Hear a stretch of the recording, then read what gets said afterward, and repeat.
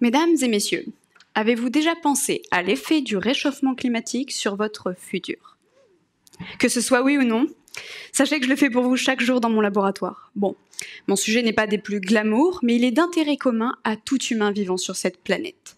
J'étudie la virulence d'une bactérie marine nommée Vibrio parahaemolyticus, qui cause les plus graves gastro-entérites sur cette planète.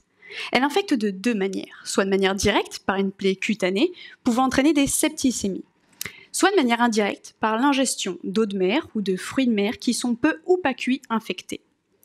Or, le réchauffement climatique, en entraînant l'augmentation de la température de nos océans, induit aussi l'augmentation de bactéries pathogènes comme celle-ci, au point que l'Organisation mondiale de la santé estime qu'en 2050, soit dans 30 ans, le nombre de décès qui sera dû aux infections bactériennes sera supérieur au nombre de décès dus au cancer.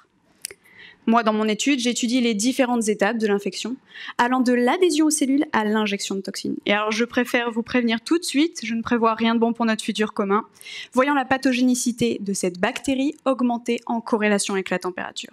Mais je ne perds pas espoir, car maintenant que nous savons que cette bactérie sera plus virulente dans le futur, je cherche à savoir quel sera l'impact sur nos cellules. Et pour cela, j'utilise un organisme marin, une anémone. Ouais, surprenant, me direz-vous, mais au final, pas tant que ça. Son génome a été séquencé et j'ai pu le comparer au nôtre. Alors j'ai été la première surprise, on se ressemble fortement.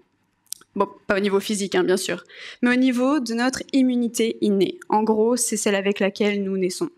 Et ça me laisse penser que ce qui se passe chez elle sera reproductible chez nous. Et pour cela, je vais me mettre au dernier maillon de la chaîne, c'est-à-dire que je vais observer les protéines qui sont sécrétées par l'anémone en réponse à l'infection. Deux choses vont être notables. La première, comme nous, elle va pas se sentir bien, elle va se recroqueviller. Alors souvenez-vous, vous aussi, de ce petit moment de solitude sur vos toilettes. Et la deuxième chose est la production d'un surplus de mucus pour se protéger.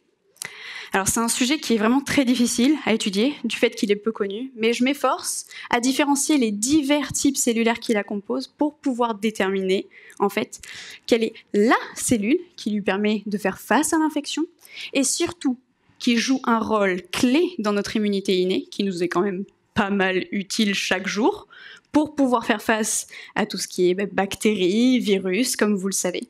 Alors maintenant, je ne doute pas du fait que vous penserez à moi lors de votre prochaine baignade, en évitant de boire la tasse, et lors de votre prochain achat d'huîtres ou de fruits de mer, en espérant qu'ils ne soient pas infectés, et surtout en espérant que mes travaux avancent assez rapidement pour vous trouver, quoique non, pour nous trouver une solution qui nous sera efficace.